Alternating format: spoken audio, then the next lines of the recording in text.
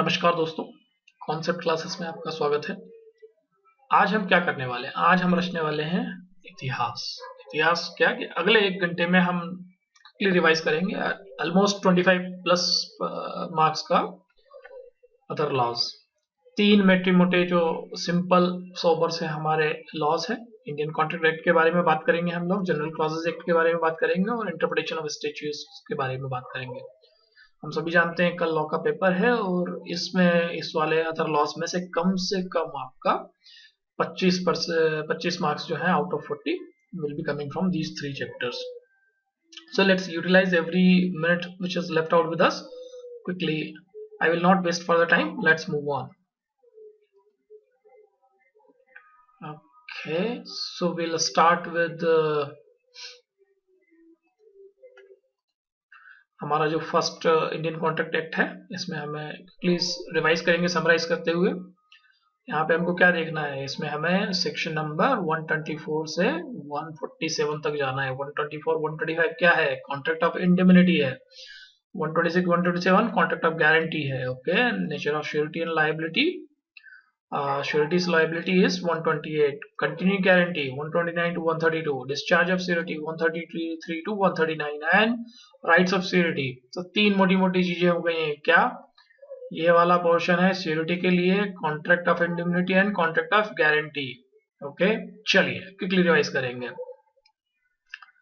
Contract of indemnity and guarantee क्या है? Specific type of contracts हैं। कहाँ दिए हुए हैं? सेक्शन 124 से 147 of Indian contract act 1872। Okay, perfect. चलिए आगे बढ़ते हैं। Indemnity means to make good the loss और to compensate the party who has suffered some loss. ठीक है, कॉन्ट्रैक्ट ऑफ इंडेमनिटी कहाँ पे डिफाइन किया हुआ है? सेक्शन 124 में इंडियन कॉन्ट्रैक्ट एक्ट 1872। क्या डिफाइन किया हुआ है? A contract by which one party promise to save the other from loss caused to him by the conduct of the promisor himself or by the conduct of any other person। चलिए आगे बढ़ते हैं। Examples में बहुत ज्यादा नहीं जाएंगे दोस्तों, क्विकली हमको समराइज कर रहे हैं अगले 1 घंटे के अंदर। 2 पार्टीज है, कौन कौन? इंडेमनिफायर है और इंडेमनिफाइड है। इंडेमनिफायर कौन होता है? promises to indemnify or save the other party from the loss। indemnified कौन है? who is promised to be saved against the loss। Perfect है। चलिए आगे बढ़ते हैं। Mode of contract of indemnity क्या है? A contract of indemnity like any other contract may be express और इम्प्लाइड, है ना? said to be expressed when a person expressly promises to compensate the other from loss। okay, said to be implied when it is to be inferred from the conduct of the parties from the circumstances of the cases। ठीक है, essentials क्या क्या है valid contract के? हम सभी ने पढ़ा हुआ है ये। ऑफर एंड एक्सेप्टेंस होना चाहिए, intention to create legal obligation होना चाहिए, कंसिडरेशन होना चाहिए, कॉम्पिटेंसी टू कॉन्ट्रैक्ट होना चाहिए, फ्री कंसेंट चाहिए, लॉफुल ऑब्जेक्ट चाहिए, agreement must not be expressly declare to be void and terms of agreement must not be vague और अनसर्टेन। बहुत बढ़िया। चलिए अदर 2 क्या है हमारे? Agreement must be capable of performance, execute करने के लिए पॉसिबल होना चाहिए। Impossible act is wide, legal formalities होनी चाहिए। ठीक है, राइट्स क्या है इंडेमनिटी होल्डर के अगर उसको स्यू कर दिया है तो? सेक्शन 125 में डैमेज कॉस्ट एंड सम याद रखिएगा। All damages which he may be compelled to pay in any suit in respect of any matter to which the promise to indemnify applies. all cost which he may be compelled to pay in any such suit if in bringing or defending it। okay, and all sums which he may have paid under the terms of any compromise of any such suit if the compromise was not contrary to the orders of the promisor and was one which it would have been prudent for the promise to make in the absence of any contract of indemnity or if the promisor authorized him to compromise the suit। बहुत बढ़िया। चलिए, when does the liability of indemnifier commences? As soon as the liability of the indemnifier holder becomes absolute and certain। okay, and this has been followed by the courts in several cases। चलिए quickly आगे बढ़ेंगे। Contract of guarantee दूसरे नाम क्या है? Surety के नाम से आ सकता है, प्रिंसिपल डेप्टर के नाम से आ सकता है और क्रेडिटर के नाम से आ सकता है। सेक्शन कौन सा है? 126। क्या है contract of guarantee? A contract of guarantee is a contract to perform the promise made or discharge the liability of a third person in case of his default। तीन कौन कौन सी चीजें हो गई हैं? तीन पार्टीज हैं। Surety, person who gives the guarantee. Principal debtor, person in respect of whose default the guarantee is given. So A ने बी को सी की गारंटी दी, तो सी क्या हो गया? सी हो गया प्रिंसिपल डेब्टर, बी क्या हो गया? क्रेडिटर, और ए क्या हो गया? श्योरिटी। ठीक है, चलिए आगे बढ़िए। तीन पार्टियां ध्यान रखिएगा। गारंटी में भी ओवरऑल और रिटर्न। ठीक है, guarantee is a promise to pay डेब्ट owed by the third person in case the latter does not pay. Tripartite agreement है, कौन कौन सी पार्टीज है? Principal, debtor, creditor and surety. Principal contract कहाँ पे? ट्राइपार्टेट। प्रिंसिपल कॉन्ट्रैक्ट किस किस के बीच में? प्रिंसिपल, डेब्टर एंड क्रेडिटर के बीच में। सेकेंडरी कॉन्ट्रैक्ट कहाँ पे? Creditor and the surety. And implied contract कहाँ पे है? Between surety and the principal, debtor. चलिए, essential feature of a guarantee क्या क्या है? Principal debt, the purpose of a guarantee being to secure the payment of a debt. The existence of recoverable debt is necessary. Consideration जरूरी है, like every other contract, a contract of guarantee should also be supported by some consideration. A guarantee without consideration is void. चलिए आगे बढ़ेंगे। Consideration for guarantee क्या हो सकती है? Any promise made, anything done or for the benefit of principal debtor becomes your consideration for the guarantee. बहुत बढ़िया। Existence of the liability होना चाहिए। There must be an existing liability or a promise whose performance is guaranteed. Such liability or promise must be enforceable by law. Illegal चीजों के case में liability को enforce नहीं कर सकते हैं। Liability must be legally enforceable and not the time barred. No misrepresentation or concealment. Section 142 and 143. Any guarantee which has been obtained by the means of misrepresentation made by the creditor or with his knowledge and assent concerning a material part of the transaction is invalid. ध्यान रखिएगा दोस्तों। Any guarantee which the creditor has obtained by means of keeping silence as to the material circumstances also invalid. Section 143 ध्यान रखिएगा। Writing not necessary. 126 says कि expressly declares that a guarantee may be either oral or written. चलिए आगे बढ़ेंगे। Joining of the other co-sureties. Whenever there is a person gives a guarantee. Section कौन सा है? 144. Upon a contract that the creditor shall not act upon it until another person has joined in it as co-surety. The guarantee is not valid if the other person does not join. That implies कि guarantee by surety is not valid if a condition is imposed by surety that some other person must also join as a co-surety, but such other person does not join as a co-surety. तो इसमें अगर co-surety ने join नहीं किया है तो आपकी भी valid condition नहीं रह जाएगी। गारंटी कितने टाइप की हो सकती है? स्पेसिफिक हो सकती है, which extends to a single debt, है ना, स्पेसिफिक ट्रांजेक्शन के अगेंस्ट में। गाड़ी लेने के लिए गारंटी दिया था, गाड़ी का पैसा चुकाने के लिए, तो जो पर्टिकुलर गाड़ी था उसी के लिए था। और दूसरा क्या हो सकता है? Continuing guarantee. 1 लाख रुपए तक के माल के ऊपर हमने सीरीज ऑफ ट्रांजेक्शन में कंटिन्यूइंग गारंटी देके रखा था कि 1 लाख रुपए तक का माल जो है आप इसको देते रहिए और वो चुकाता रहेगा, नहीं चुकाएगा तो मैं चुकाऊंगा। तो उस केस में a guarantee which extends to a series of transaction is called a continuing guarantee. A security's liability continues until the revocation of the guarantee. बहुत बढ़िया। डिफरेंस क्या है contract of indemnity and contract of guarantee में? बहुत बढ़िया। ये basis है हमारे। नंबर ऑफ पार्टीज कितने हैं? यहाँ पे 2 हैं। कौन कौन? Indemnifier and indemnified. यहाँ पे 3 है। कौन? Creditor, principal, debtor and surety. चलिए आगे बढ़िए। नेचर ऑफ लाइबिलिटी क्या है? Liability of the indemnifier is primary and unconditional. यहाँ पे श्योरिटी की लाइबिलिटी क्या है? सेकेंडरी एंड कंडीशनल है। कंडीशनल किसको? कि अगर प्राइमरी लाइबिलिटी जो प्रिंसिपल डेब्टर ने नहीं दिया है तो श्योरिटी देगा। Time of liability arises only on the happening of A contingency. अच्छा, इसमें arises only on non performance of the existing promise और non payment of an existing डेब्ट, तभी श्योरिटी को ट्रिगर होगा। टाइम टू एक्ट क्या है?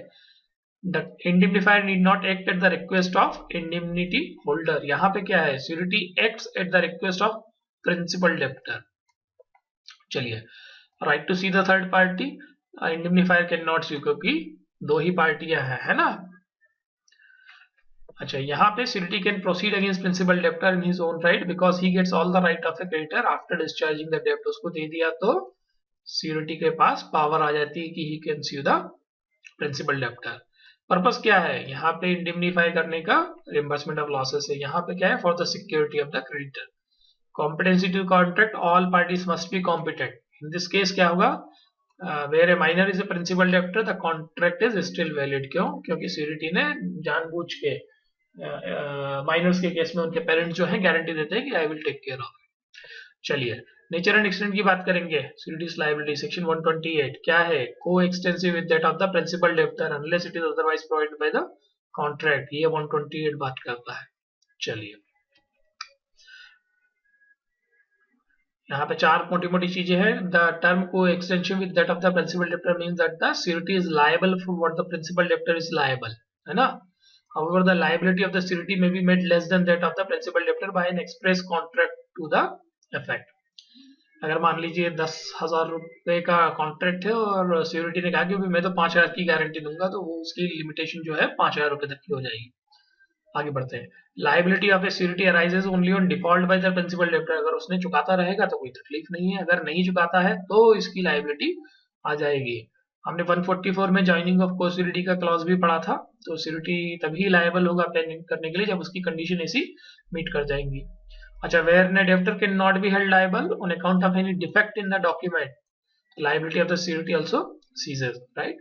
अगर प्राइमरी डेब्टर के ही ऊपर डेब्ट नहीं रह गया है तो सिक्योरिटी जो गारंटी दे रहा है वो भी होल्ड नहीं करेगा। सिक्योरिटी का लायबिलिटी कंटिन्यू करता है even if the principal debtor has not been sued और is omitted from being sued. Creditor choice है क्रेडिटर के पास कि वो सीधा सिक्योरिटी को स्यू कर सकता है प्रिंसिपल डेब्टर को ओमिट करके, दोनों को इक्विवेलेंट गारंटी के अंडर में माना जाएगा। कंटिन्यू गारंटी की बात करेंगे। सेक्शन 129 क्या कहता है, A guarantee which extends to a series of transaction is called as a continuing guarantee। जैसे माल लेने के लिए 1 लाख रुपए की कंटिन्यूस गारंटी दी है कि 1 लाख रुपए तक का माल आप इसको दे सकते हो। बंदे ने 10-10 हजार करके 10 ट्रांजेक्शन में लिया है या 15-15, 20-20 हजार करके 20-20 हजार करके 5 ट्रांजेक्शन में लिया, right. So continuing guarantee up to 1 lakh rupees of the limit रहेगा। यहाँ पे क्या है, स्पेसिफिक नंबर ऑफ ट्रांजेक्शन पे अप्लाई नहीं होगा। और continuing guarantee is that it applies not to specific number of transaction but to any number of transaction and makes the security liable for the unpaid balance at the end of the guarantee। चलिए बहुत बढ़िया, आगे बढ़ते हैं। कब तक है liability of security continues till the performance or the discharge of all the transaction entered into or the guarantee is withdrawn। बहुत बढ़िया। Liability of two persons primarily liable not affected by arrangement between them that one shall be security on others default। तो इसमें क्या कहना चाह रहा है कि जहाँ पे दो पर्सन कॉन्ट्रैक्ट करते हैं with third person to undertake a certain liability, है ना, with each other that one of them shall be liable only on default of the other। तो ये भाई जो है third person not being a party to such contract, liability of each of such two person are to third party under this first contract not affected by the existence of the second contract although such third person may have been aware of its existence। Section 132 क्या कहता है कि A और B ने C से 10 लाख रुपए का loan लिया, है ना, और ए और बी ने आपस में एग्रीमेंट कर लिया है कि बी तुझे ये 10 लाख रुपए पे करने और अगर तूने नहीं किए तो मैं पे करूंगा। सी को भले ही ये पता है but she can ask for the money from the other A और बी। इन दोनों के बीच में कॉन्ट्रैक्ट से सी को कोई मतलब नहीं है। That's what it means by section 132। ठीक है, डिस्चार्ज ऑफ सिक्योरिटी क्या कह रहा है, मोड ऑफ डिस्चार्ज में रिवोकेशन से कर सकते हैं। कंडक्ट ऑफ द क्रेडिटर हो सकता है, on validation of the contract of guarantee हो सकता है। टर्म्स को ध्यान रखिएगा, है ना। By revocation of the contract of guarantee क्या कहना चाह रहा है, revocation of continue guarantee by notice. Section 130 में नोटिस देके खत्म कर सकता है। Any time be revoked by the security as to the future transaction by notice to the creditor. अच्छा, specific guarantee can be revoked only if liability of principal debtor has not accrued. यहाँ पे क्या कहना चाह रहा है, bye securities death, है ना। अगर सिक्योरिटी शांत हो गया है तो फ्यूचर ट्रांजेक्शन सारे सीज कर जाएंगे, मगर अगर liable for the past transaction which have already taken place before the death of the security, कौन उसका जो legal heir है he will be responsible for it। Section 131 की बात की है हम लोगों ने दोस्तों, ठीक है। Revocation of continue guarantee by securities death. By novation, novation मतलब कि security under original contract is discharge if a fresh contract is entered into either between the same parties or between the other parties, the condition being the mutual discharge of the old contract। अगर पुराना principal debtor और आपका जो party है creditor, उन दोनों ने एक नया कॉन्ट्रैक्ट में इंटर कर लिया है without making the party to the surety, तो उस केस में सीयूरिटी जो है पुराने कॉन्ट्रैक्ट के साथ साथ उसकी सीयूरिटी भी खत्म हो जाती है, material nature of the change अगर हो जाता है तो। By conduct of the creditor भी चेंज हो जाता है by variance in terms of the contract. अगर सेक्शन 133 में when there is any variance in the term of contract between the principal debtor and creditor without surety's consent, it will discharge the surety in respect of all transaction taking place subsequent to such variance। इसने कहा भाई कि जो material condition या terms है उसको change मत कीजिएगा, तो ये कंटिन्यू रहेगा। अगर सिक्योरिटी के विदाउट एग्रीमेंट के ले लिया है या विदाउट कंसेंट के आपने चेंज कर लिए टर्म्स, तो ये उसको डिस्चार्ज कर दिया जाएगा। चलिए, variation which is not substantial or material or which is beneficial to the surety will not discharge him of his liability। Case law ध्यान रखिएगा, MS Aniruddhan versus Thomco's bank limited, AIR 1963 SC 746। ठीक है, चलिए आगे बढ़िए। सेक्शन 134 की बात करेंगे। बाय रिलीज और discharge of the principal debtor, security discharge of the creditor enters into a fresh और न्यू कॉन्ट्रैक्ट, अभी बात किया हमने, by which the principal debtor is released, है ना। अच्छा, या फिर does any act of omission the legal consequence of which is the discharge of the principal debtor, in that case also it is discharge। Discharge of the surety when creditor compounds with, gives time to or agrees not to sue principal debtor, a contract between the creditor and the principal debtor by which the creditor makes a composition with or promises to give time to or promise not to sue the principal debtor, discharge the surety unless the surety assent to such contract, है ना। यहाँ पे ये चार term की बात की, composition, promise to give time and promise not to sue। चलिए आगे बात करेंगे। Cases where surety is not discharge, कहाँ पे डिस्चार्ज नहीं होगा, an agreement made with third person to give time to the principal debtor, है ना, surety is not discharged in those situation। creditors forbearances to sue does not discharge surety, है ना, तो भाई creditor can sue any one of them। ठीक है, discharge of surety by creditors act or omission impairing surety's eventual remedy, ठीक है, that's a section 139। if the creditor does any act which is inconsistent with the right of the surety or omits to do any act, कौन, creditor, है ना, the surety requires him to do and the eventual remedy of the surety himself against the principal debtor is thereby impaired, the surety is discharged। कोई भी अगर ऐसा act होता है जिसका इम्पैक्ट जो है, इम्पेयरिंग इम्पैक्ट है सिक्योरिटी के ऊपर, तो क्रेडिटर के एक्ट की वजह से भी डिस्चार्ज हो जाएगा। यहाँ पे केस लॉ कौन सा है, State Bank of Saurashtra versus Chitranjan Ranganath Raja 1984 SCC 516। ठीक है, ध्यान रखिएगा। चलिए आगे बढ़िए। Invalidation of the contract of guarantee, क्या कहना चाह रहा है, guarantee obtained by misrepresentation is invalid, section 142 की बात कर रहा है। मिसरिप्रेजेंटेशन बाय द क्रेडिटर और with his knowledge and assent, right, concerning a material part of the transaction is invalid. Concealment is invalid, section 143 पे आ चुके हैं हम लोग। ठीक है, any guarantee which the creditor has obtained by means of keeping silence as to material circumstance is invalid, that is also a invalid. 142 143 की बात की हमने। ठीक है, एंड फाइनली द 144 क्या कहना चाह रहा है, guarantee on contract the creditor shall not act on it until co security joins, section 144 ऊपर बात किया था। अगर तीसरा पर्सन ज्वाइन करने वाला है और उसने ज्वाइन नहीं किया है तो भी ये एक्टिवेट नहीं होगा।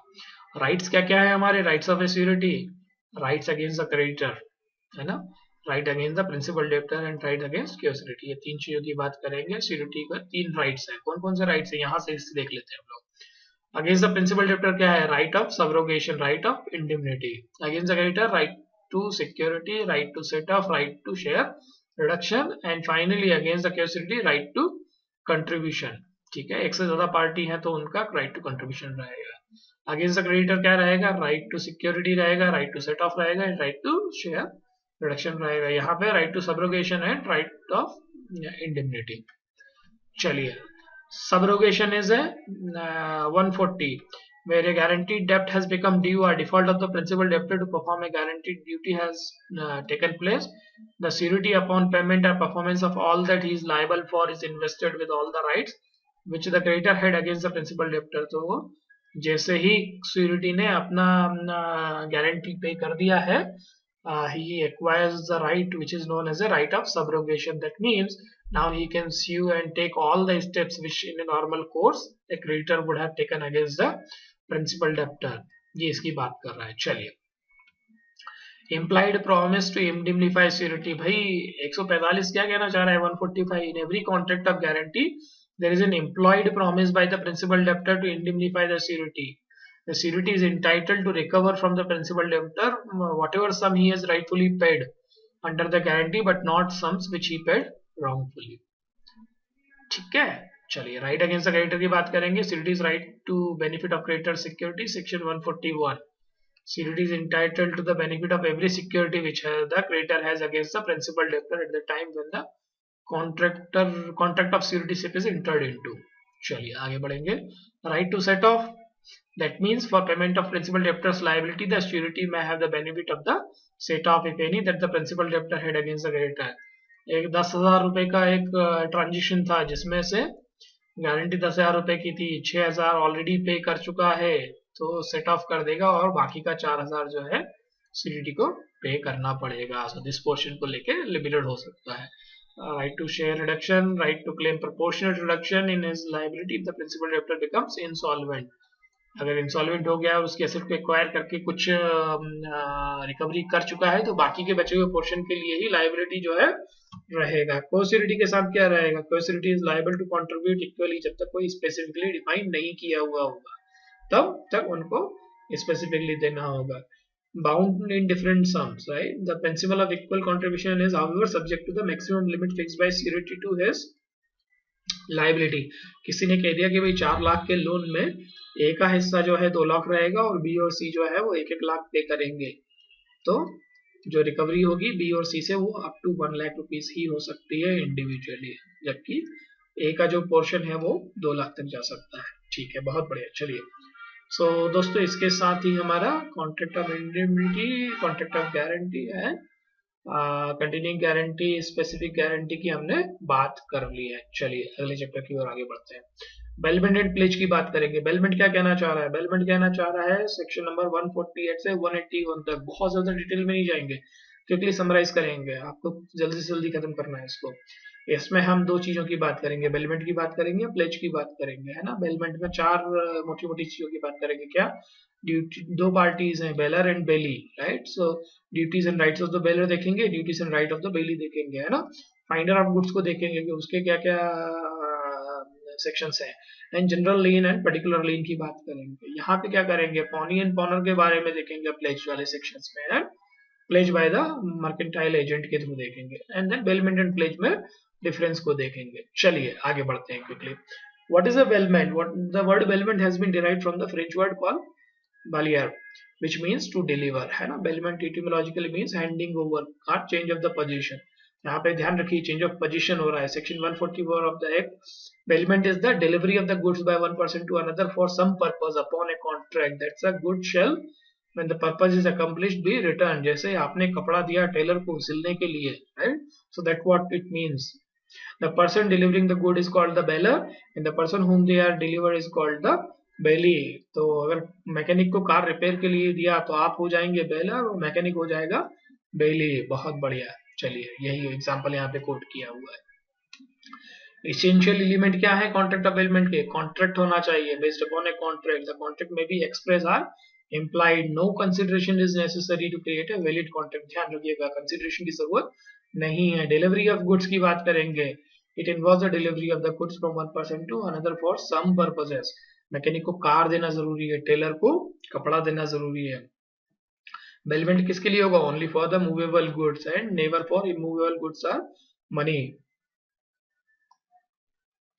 The delivery of the position of the goods is of the following kind. Actual delivery हो गया, कंस्ट्रक्टेड डिलीवरी हो सकती है. एक्चुअल डिलीवरी क्या होती है? When physically handed over to the bailee by the bailor, है ना. जैसे delivery of a car for repair to workshop. अच्छा, where delivery is made by doing anything that has the effect of putting goods in the possession. जैसे car की चाबी hand over कर दिया तो वो भी कंस्ट्रक्टिव डिलीवरी कहलाएगा. पर्पस क्या रहेगा? फॉर सम पर्पस रहेगा. पर्पस में भी एक्सप्रेस आर इम्प्लाइड. ठीक है जी. Position in bailment, position of the good changes, मतलब कि बेलर से बेली के पास चला जाता है. चलिए आगे बढ़ेंगे. Bailee has obliged to return the goods. आप आ गया है तो अपने पास दबा के नहीं रख लेने का है, उसको उसको वापस करने का है ना। Physically to the bailor the good should be return in the same form as given or may be altered as per bailor's direction. जैसे कपड़े को दिया है तो कपड़े का क्लॉथ को सिल के उसको सूट में कन्वर्ट करके वापस कर सकता है, क्योंकि एग्रीमेंट हुआ है। This is what they car को अगर चल नहीं रही थी उसको सुधार के चलते हुए कंडीशन में वापस कर सकता है। Deposit of money in a bank is not the bailment since the money returned by the bank would not be identical currency note। ये ध्यान रखिएगा यहाँ पे, है ना, ये कई बार पूछ लिया जाता है। चलिए इसेंशियल बेलमेंट के क्या है, कॉन्ट्रैक्ट की बात कर ली, डिलीवरी ऑफ गुड की बात कर ली, पर्पस की बात कर ली, पोजीशन की बात कर ली और रिटर्न ऑफ गुड्स की बात कर ली है। ठीक है, ध्यान रखिएगा। डिफरेंट फॉर्म ऑफ बेलमेंट क्या है, delivery of good by one person to another to be held for the bailor's use, goods given to a friend for his own use without any change, hiring of good, delivering good to a creditor to serve as security for a loan, goods for repair or with or without remuneration, delivering goods for carriage, right। चलिए on the basis of reward जो है bailment दो तरह का हो सकता है। एक ग्रेशियस बेलमेंट होता है जहां पे फ्री ऑफ चार्ज में आप बेलमेंट करते हो, right. So gracious bailment is one when the provider of service does it graciously, that is free of charge. Such bailment would be either for the exclusive benefit of the bailor or bailee। आपने दोस्त को गाड़ी दिया तो उस case में आप उससे पैसा चार्ज नहीं कर रहे तो ग्रेशियस बेलमेंट हो जाएगा, है ना। यहाँ पे होगा exclusive benefit of the bailor और exclusive benefit of the bailee. Non gratuitous क्या है, जहां पे both the parties get some benefit, bailment for the benefit of both the bailor and bailee को हम क्या बोलेंगे, नॉन ग्रेशियस बेलमेंट। ड्यूटीज क्या क्या है बेलर की, disclose known facts, bear the necessary expenses, indemnify bailee and bound to accept the goods. Section कौन कौन से हैं, 150, 158, 159 एंड 164, ध्यान रखिएगा दोस्तों। चलिए ये दो केस लॉज हैं यहाँ पे, आप देख लीजिएगा इनको, Heyman and wife versus Nye and sons and Great Northern Rhine case 1932। ठीक है, चलिए क्विकली आगे बढ़ेंगे इसमें। ड्यूटीज ऑफ बेली क्या क्या है, गुड केयर रखना है, गुड्स का ध्यान रखना है, no unauthorized use of the goods, है ना, no mixing of bailor's goods with his own. Bike दिया था, नो अनऑथराइज्ड यूज में अगर एग्जांपल कोट करेंगे, बाइक दिया था तो उसके ऊपर स्टंट नहीं करना है, नॉर्मल यूज करना है उसका। No mixing of bailor's good with his own, right, उसका दूध अगर आया था तो अपने दूध से अलग रखने का था, अब मिक्स कर दिया है तो पता नहीं लगेगा कि उसका दूध कौन सा है, अपना दूध कौन सा है। रिटर्न द गुड, माल को वापस करने का है, दबा के बैठ नहीं जाने का है ना। Extra profit accruing from the goods bailed, अगर मान लीजिए आप गाय लेके आए थे और गाय ने बछड़ा दे दिया during the bailment period, right, तो आपको बछड़े को वापस करना पड़ेगा while you are returning from the goods। ठीक है, चलिए आगे देखेंगे। Bailee when not liable for loss of thing bailed, कब ऐसा नहीं होगा, absence of any special contract is not responsible for the loss, destruction और deterioration of the thing bailed if he has taken the amount of care of it described in section 151। अगर उसने normal course of action में जो precautions baler ले सकता था वही अगर लिए हैं तो बेली जो है, बेली को रिस्पॉन्सिबल नहीं रखा जाएगा अगर। अच्छा, इनकंसिस्टेंट यूज की हमने बात कर ली है, ठीक है। Not to mix the goods की बात कर ली है, अगर if the bailee without the consent of the bailor mixes the goods bailed with his own goods and the goods can be separated or divided, so property of the goods remain in the parties respectively, bailee is bound to bear the expense of separation। मान लीजिए माल mix कर दिया है तो अब माल को separate out करने के लिए जो पैसा खर्च होगा वो बेली को देना पड़ेगा, और उसके द्वारा अगर कोई डैमेज हो रहा है तो वो भी उसको पे करना पड़ेगा। 156 की बात कर रहे हैं हम सेक्शन, गुड्स को रिटर्न कर देना है, ये बात कर लिया है हमने, है ना। चलिए क्वेश्चन 163 की भी बात कर चुके हैं। अच्छा, not to set up the adverse title, bailee must not set up a title adverse to that of the bailor, he must hold the goods on behalf of and for the bailor, he cannot deny the title of a bailor। Baler के पास rights क्या हैं, मोटे मोटे 4 rights है। Right to terminate the bailment, जब चाहेगा तब उसका माल वापस ले सकता है। Right to demand back the goods at any time, है ना। Right to file a suit against any wrong doer, right to file a suit for enforcement of duties imposed upon a bailee, ये हमारे 4 मोटे मोटे rights हैं। अच्छा, termination of the bailment में take place in the following circumstances, का premature termination हो सकता है, सेक्शन 159 की बात कर रहे हैं। When the goods are lent graciously, the bailor can demand back the goods at any time, even before the expiry of the time fixed or the achievement of the object। आपने 2 हफ्ते के लिए अपना फ्लैट किसी को देकर गए थे और आप 2 हफ्ते से पहले ही वापस आ गए, तो बेली जो है आपको पोजीशन देने के लिए मना नहीं कर सकता। You can demand the position back. ठीक है, यहाँ पे ऑर्नामेंट के एग्जांपल दिया हुआ है, जैसे 1 हफ्ते के लिए गहने जो है आप लोग के पास रख के गए थे और आप जल्दी आ गए मांगने, तो वो मना नहीं कर सकता है। ठीक है, चलिए, right to file a suit against a wrongdoer, ये हम आगे अगले सेक्शन में बात करेंगे, 180 181 में डिटेल में बात करेंगे। Right to sue the bailee, है ना, तो उसको सू कर सकता है किस लिए, claiming for a compensation for loss caused by the goods by the negligence of the bailey, compensation for the unauthorized mixing of the goods, है ना, damage for unauthorized use of the goods, damage, demand back the goods and any accretion of the goods bailed। ये जो हमारे ऊपर के जो duties of the बेली थे वही है इसके राइट्स बन जाएंगे। ठीक है, बेली के राइट क्या है, right to deliver the goods to any one of the joint bailors. दो ए और बी ने जो है बेलमेंट किया था सी को, तो सी जो है ए को भी वापस कर सकता है और बी को भी वापस कर सकता है गुड्स। ठीक है, उसमें कोई तकलीफ नहीं है, सेक्शन 165 अलाउ करता है। राइट टू इंडिमनिटी, सेक्शन 166 बात करता है, bailee is entitled to be indemnified by the bailor for any loss arising to him by reasons that the bailor was not entitled to make the bailment are to receive back the goods are to give direction in respect of them। तो मान लीजिए कि ए ने B को कोई good दिया जो कि ए का था ही नहीं, राइट, और सी ने बी को स्यू कर दिया, तो जब बी को पता ही नहीं था तो उस केस में क्या हो जाएगा, इंडिमनिफाई हो जाएगा, राइट, अल्टीमेट लायबिलिटी ए का रहेगा, section 166। Right to claim compensation in case of the faulty goods, है ना, a bailey is entitled to receive compensation from the bailor or any loss caused to him due to the failure of the bailor to disclose any fault in the goods known to him। पहले से पता अगर कुछ था और conceal कर लिया fact को और उसकी वजह से कुछ नुकसान हो गया, तो right to claim the compensation.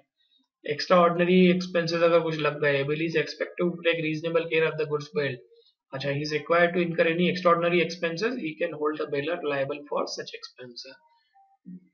Right to apply to court to decide the title to the goods, कई ए ने बी को जो है कोई माल जो है बेलमेंट करके दिया था, अब सी आ गया बी के पास कि भाई माल तो मेरा है, मुझे वापस कर दो, तो बी जो है कोर्ट के पास जा सकता है कि भाई आप ही बताओ वो ए को दूं या सी को दूं, राइट, तो ये टाइटल ऑफ द गुड्स भी सेक्शन 167 में डिसाइड कर सकते हैं।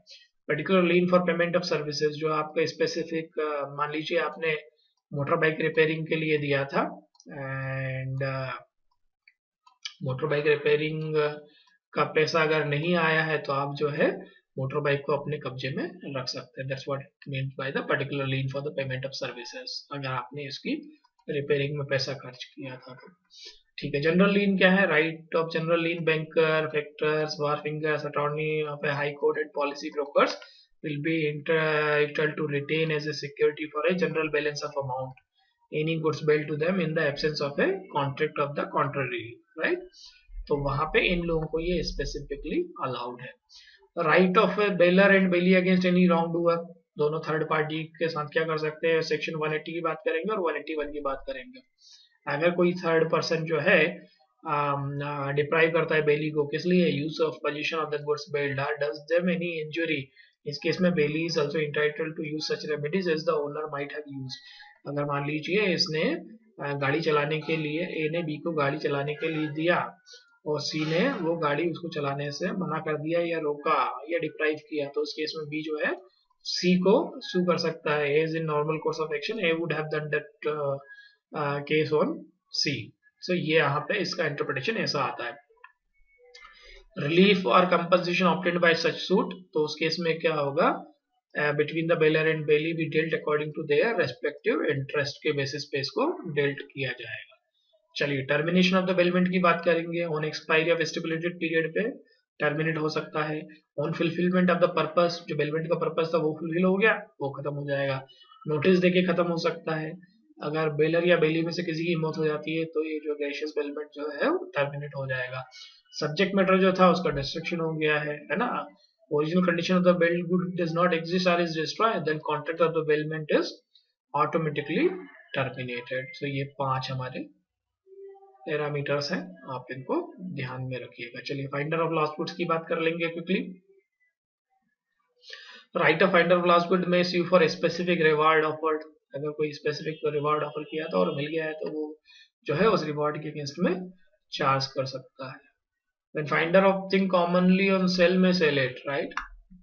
तो सेक्शन 169 क्या कहता है, जहां पे भी a thing which is commonly the subject of sale if lost, if the owner cannot with reasonable diligence be found, or if he refuses upon demand to pay the lawful charges of the finder में cell it. यहाँ पे ये वही कहना चाह रहा है कि नॉर्मल कोर्स ऑफ एक्शन में तो नहीं सेल करेगा, मगर अगर वो आदमी मिल ही नहीं रहा है तो क्या करेगा, रीजनेबल एफर्ट लगाने के बाद में वो उसको बेच देगा, या ओनर जो है refuse to pay the lawful charges subject to the following condition, उस केस में भी इसको बेच देगा। लॉ क्या है वो, when the article is in danger of perishing और losing the greater part of the value. जैसे दूध का दही अगर बन जाएगा तो दूध किसी काम का न रहेगा, तो इसने एक एफर्ट डाला और मान लीजिए ए का जो है दूध का कंटेनर छूट गया और वो बी को मिला, और बी ने जो है डिलीजेंस देखा कि भाई जो है ये इसका मालिक कौन है, मगर नहीं फाइंड किया, तो वो उस दूध को बेच के पैसा खराब कर सकता है। अच्छा, lawful charges of the finder amount to 2/3 और more of the value of the article found.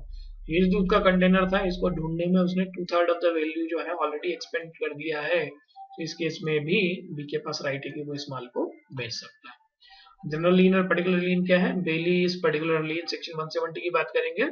Bailey has in accordance with the purpose of the bailment rendered any service involving the exercise of labour और skill in respect of the goods bailed. गाड़ी जो बना के दिया है उसको particular general लीन में particular लीन में रख सकता है, right, that's what it means on that. अच्छा, एक ए ने जो है एक रफ डायमंड दिया बी को, जो कि एक ज्वेलर था, उसने कट किया, पॉलिश किया, है ना। अब now B is entitled to retain the stone till he is paid for the services he has rendered for. हमने यहाँ बाइक वाला एग्जांपल एक डिस्कस किया था, ठीक है। चलिए, bankers, factors, wharfingers, attorney, policy brokers के केस में जनरल लीन रहेगा, है ना। 1 2 3 4 एंड 5, ठीक है, ये ध्यान रखिएगा आप। ये जनरल लीन के लिए एप्लीकेबल होता है, बाकी ये पर्टिकुलर लीन के लिए एप्लीकेबल होता है। ये दो क्लासेस आपके कवर हो जाते हैं। दोनों के बीच में डिफरेंस क्या है, तो यहाँ पे देख लीजिए। Section 171 of Indian contract act govern करता है ना, और ये क्या कहता है, सेक्शन 170 कहता है bailee the right of particular lien. General lien allows the right to keep position of goods belonging to other against general balance of the account. यहाँ पे क्या होगा, retain specific goods bailed for non payment of amount. गाड़ी सुधारी और गाड़ी सुधारने का पैसा नहीं मिला तो उस गाड़ी को वो रोक के रख सकता है। General lean is not automatic but particular lean is automatic. It can be exercise against goods even without involvement of labour और स्किल। यहाँ पे क्या होगा, लेबर या स्किल का इन्वॉल्व होना बहुत बहुत जरूरी है, ठीक है। जो सेक्शन 171 में 5 लोग स्पेसिफाइड है, वही जनरल लीन को एक्सरसाइज कर सकते हैं। यहाँ पे क्या होगा, bailee, finder of goods, pledgee, unpaid seller, agent, partner etcetera are entitled to particular lien, ठीक है। प्लेज की बात करेंगे, चलिए। प्लेज, पॉनर एंड पॉनी, ये जो है सेक्शन 172 में डिफाइन किए हुए हैं। The bailment of good as security for payment of a डेब्ट और performance of the promise is called pledge. The bailor in this case is called the pawnor, the bailee is called the pawnee, ठीक है। सो जब date के payment के against में बात होती है तो उसको हम पॉनर एंड पॉनी कह सकते हैं। अच्छा, आगे बढ़िए। ये क्या है, ये वेराइटी या स्पीशीज ऑफ बेलमेंट है। It is a bailment of goods as security for the payment of डेब्ट और परफॉर्मेंस ऑफ ए प्रॉमिस, ठीक है। इसेंशियल ऑफ प्लेज क्या है हमारे, there shall be bailment for security against payment or performance of the promise. The subject matter of pledge is goods. Goods pledged for shall be in existence and there shall be the delivery of goods from pledger to pledgee, ठीक है। Essential of contract of pledger क्या है, there must be bailment for security for payment of debt, right? Good must be subject matter of the contract of pledge and goods pledge must be in existence. There must be delivery of good from the pawnee to pawnee, ठीक है। Honours के right क्या है, right to retain the pledged goods है, section 173 की बात करता है। Right to retention of second debts, section 174 बात करता है। Pawnee's right to extraordinary expenses incurred, section 175, जहां पे पॉनी जो है receive from the pawnor extraordinary expenses incurred by him for the preservation of the good pledged. जो pawnor ने जो है अगर एक्स्ट्रा कुछ पैसा खर्च किया है मटेरियल को प्रिजर्व करने में, तो उस केस में जो है वो एक्स्ट्राऑर्डिनरी खर्च को रिकवर कर सकता है। Pawnor's right way pawn is right way pawnor makes the default, पैसा वापस आना था तो और वो नहीं आता है, तो वो डिफॉल्ट में अगर चला जाता है तो पॉनर उस केस में क्या हो जाएगा, डेप्ट की परफॉर्मेंस को स्टेबिलिटी टाइम में नहीं डिलीवर कर पाता है, तो in respect of which the goods were placed the pawnee may bring a suit against the pawnor upon the debtor promising retain the good pledged as a collateral security. Or he may also sell the thing pledged when giving the pawners reasonable notice of the sale. Right? One of the key difference between bailment and pledges, यहाँ पे cell का right मिल जाता है। नीचे हम बात करेंगे इसकी भी। पॉनर के राइट्स क्या है? राइट टू रिडीम सेक्शन 177 की बात करेगा। If a time is stipulated for the payment of the debt for which the pledge is met and the pawners makes default in payment of the debt, a performance of the promise at the stipulated time, he may redeem the goods pledged at any subsequent time before the actual sale of them. But he must, in that case, pay in addition any expense which have arisen from his default. ठीक है? यहाँ पे आ गया। चलिए, पानी की duty क्या क्या है? Duty to take a reasonable good care of the pledged goods, right? Duty not to make unauthorized use of the pledged goods. Duty to return the goods when the debt has been repaid or the promise has been performed. Duty not to mix his own goods and with goods pledged, right? Duty not to do any act which is inconsistent with the term of the pledge, and duty to return accretion to the goods if any, जो हमने ऊपर बात किया था। Pawners के पास क्या क्या duties हैं? The pawner is liable to pay the debt or perform the promise so as the case may be, and pawner का ड्यूटी है duty of the pawner to compensate the pawnee for any extraordinary expenses, right? In terms of preserving the goods pawned. It is the duty of the pawner to disclose all the faults which may put the pawnee under extraordinary risk. And if loss occurs to the pawnee due to the defect in pawner's title of the goods, the pawner must indemnify the pawnee. And finally, if the pawnee sells the goods due to the default by the pawner must pay the deficient. Pledge by the non-owner, इस case में mercantile agent के लिए एक section 178 है, which allows them to pledge it. चलिए आगे बढ़ेंगे। Pledge by person in position under voidable contract, section 178 है ना। When the pawnee has obtained possession of the goods pledged by him under a contract voidable under section 19 of section 19A, but the contract has not been rescinded at the time of the pledge, the pawnee acquires a good title. तो कोई issue नहीं होगा, उसको पता ही नहीं था finance के defect का टाइटल, तो उस केस में pawnee के पास जो है वो टाइटल रहेगा।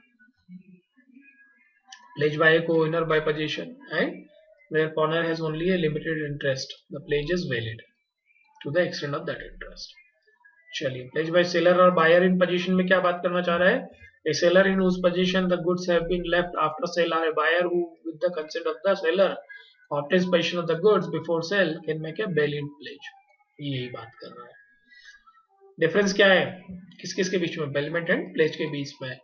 इसका meaning transfer of goods by one person to another for some specific purpose is known as a bailment. यहाँ पे क्या होगा? रीपेमेंट ऑफ द डेब्ट is known as the pledge. Primary transfer of good from one person to another as security for repayment. ठीक है, terms क्या क्या applicable है? यहाँ पे बेलर है और बेली है, यहाँ पे पॉनर है और पॉनी है। ठीक है, पर्पस क्या है? बेलमेंट में be made for any purpose, repair, processing of goods, safe custody. यहाँ पे क्या है? Security for payment of a डेब्ट, राइट। कंसिडरेशन क्या रहेगी? मे बी मेड फॉर कंसिडरेशन और विदाउट कंसिडरेशन। यहाँ पे always made for a consideration, कुछ ना कुछ सिक्योरिटी के लिए रखेगा ना, उसी की बात कर रहा है। यहाँ पे right to sell the good के बारे में क्या बात कर रहा है? बेली के पास कोई राइट नहीं है, जबकि pawnee has the right to sell the goods. ठीक है, यूज ऑफ द गुड्स यहाँ पे यूज कर सकता है, यहाँ पे नहीं यूज कर सकता है। ठीक है, चलिए, तो हमने ये हमारा जो है बेलमेंट एंड प्लेज के बारे में कवर किया। क्विकली हम देखेंगे एजेंसी के बारे में। एजेंसी के बारे में बात करेंगे। एजेंसी क्या है? सेक्शन 182 से 238 तक जाएगा हमारा। ठीक है, इसमें हम बात करेंगे मीनिंग की, सब एजेंट्स की, रेटिफिकेशन की, revocation of authority, duties, obligation, right of agent and effect of agency on contract with the third person, right. And meaning में हम बात करेंगे अपॉइंटमेंट की एंड अथॉरिटी की। ठीक है, चलिए क्लियर देखते जाते हैं। एजेंसी क्या है? So Indian contract act 1872 define नहीं करता है मगर एजेंसी को, मगर एजेंट को डिफाइन करता है. तो agent is defined as a person employed to do any act for another or to represent another in dealings with third person. ठीक है. The person for whom the act is done or who is so represented is called principal. Test of agency क्या है? Whether the person has the capacity to bind the principal and make him answerable to the third party and he can establish privity of the contract between the principal and the third party. If the answer to this question is affirmative, then there is a relationship of the agency. यही बात कर रहा है. ठीक है. यहाँ पे rule of agency is based on the maxim कई फेसिट पर एलियम फेसिट पर से, that is who act through an agent is himself acting, that's what it means, right. ध्यान रखिएगा. अच्छा, आगे बढ़ते हैं. Appointment authority of the agent क्या है? Who may employ an agent according to section 183, any person who is of the age of majority according to the law to which he is subject and who is of sound mind may employ an agent. दो चीजें हैं, majority of as होना चाहिए और sound mind होना चाहिए. Unsound mind can not appoint an agent, ध्यान रखिएगा, है ना. माइनर भी नहीं अप्लाई कर पाएगा इस चीज को. ठीक है, चलिए. तो यहाँ पे क्या बात कर दिया है? Person qualified to be appoint agent must be major and sound mind. अच्छा, कोई भी हो सकता है except the minor and unsound mind person. ये हम बात कर लिया, वही उसी को रिपीट कर रहा है. ठीक है. कंसिडरेशन की जरूरत नहीं है. 185 बोलता है no consideration necessary to create an agency. ठीक है. Acceptance of the office of an agent is regarded as the sufficient consideration for the appointment.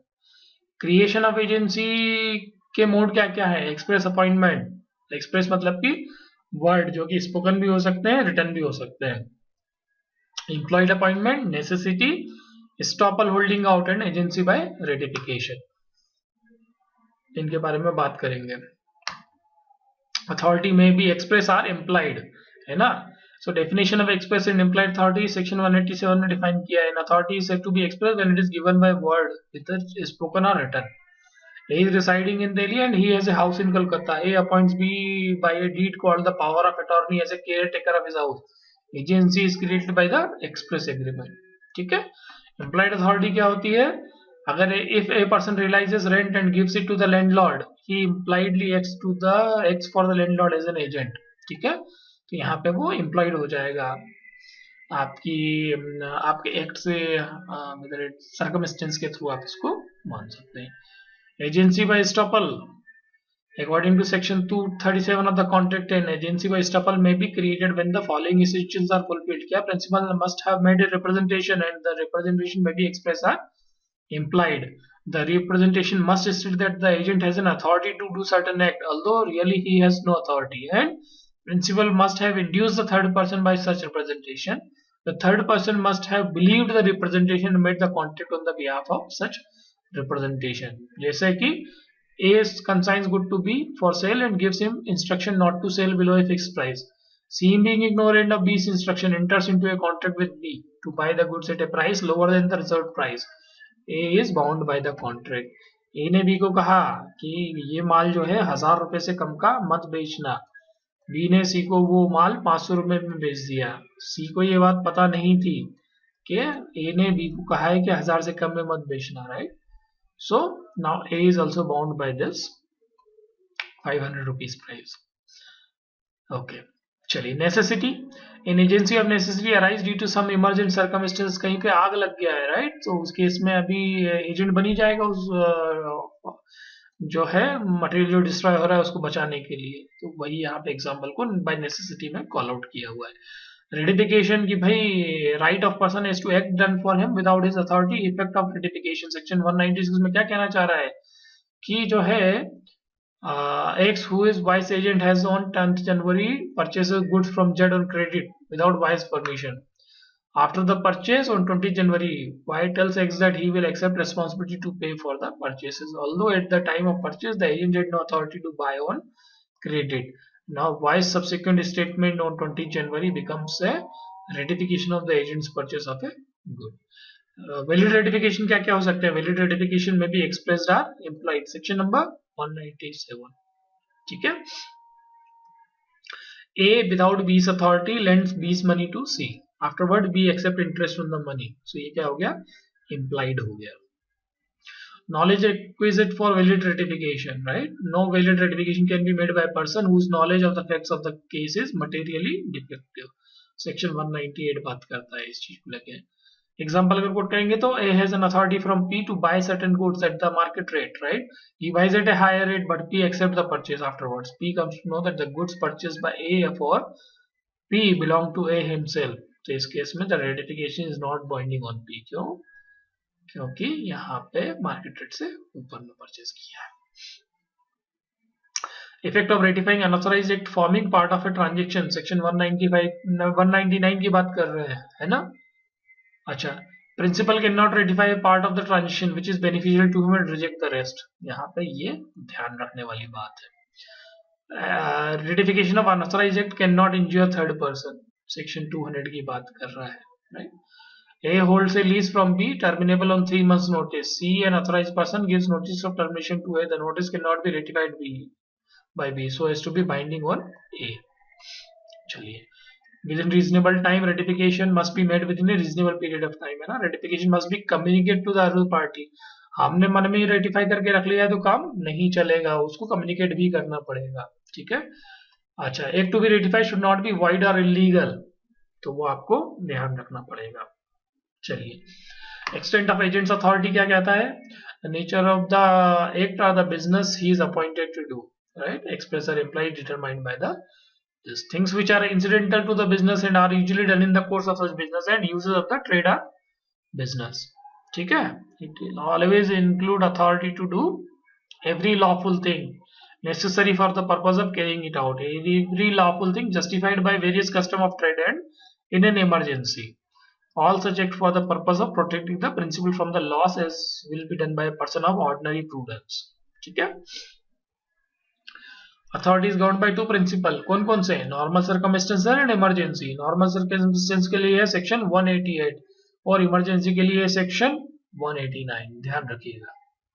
चलिए, सब एजेंट की बात कर लें. When agent can not delegate, section 190 में कह रहा है कि agent can not lawfully employ another to perform act which he has expressly or impliedly undertaken to perform personally unless by the ordinary custom of trade.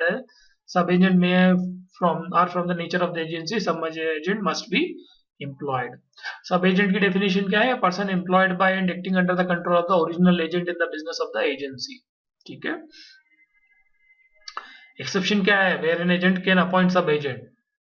ये कहता है कि भाई sub-agent would be valid if the terms of appointment originally contemplated it. अच्छा, custom of the trade है कि सब agent को रखना है तो वहां पे भी वैलिड हो जाएगा.